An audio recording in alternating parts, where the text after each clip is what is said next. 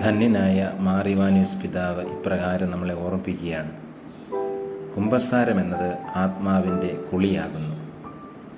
ആത്മാവിൻ്റെ കുളിയിലൂടെ സകലവിധമായ പാപത്തെയും കഴുകി ശുദ്ധീകരിക്കാൻ നമുക്ക് സാധിക്കുന്നു.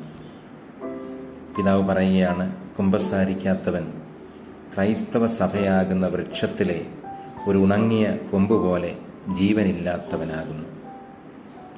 കുമ്പസാരമില്ലാതെ ജീവിക്കുന്ന ഒരു വ്യക്തി തൻ്റെ സജീവമായ ജീവിതത്തിൽ നിന്ന് അകലെയാണ്.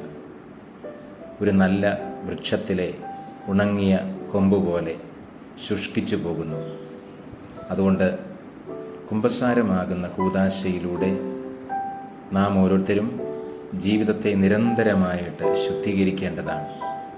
നിരന്തരമായ ശുദ്ധീകരണത്തിലൂടെ പുണ്യത്തിൽ വളരുവാനും അതുവഴി ജീവിതത്തിൽ വിശുദ്ധമായ ഒരു ജീവിതം നയിക്കുവാനും അനേകായിരങ്ങൾക്ക് മാതൃകയാകുവാനും ഓരോ വിശ്വാസിക്കും സാധിക്കും. കുമ്പസാരമെന്ന കുളിയിലൂടെ എങ്ങനെയാണോ നാം നമ്മുടെ ശരീരത്തിലെ എല്ലാ മാലിന്യങ്ങളും കുളിച്ച് വെടിപ്പുള്ളവരായി തീരുമ്പോൾ ഇല്ലാതാകുന്നത്, അതുപോലെ തന്നെ നമ്മുടെ ആത്മാവിൽ പറ്റിപ്പിടിച്ചിരിക്കുന്ന കറകളും മാലിന്യങ്ങളും അശുദ്ധമായതെല്ലാം കുമ്പസാരമെന്ന കുളിയിലൂടെ നമുക്ക് പൂർണ്ണമായി ഇല്ലാതാക്കാനായിട്ട് സാധിക്കും.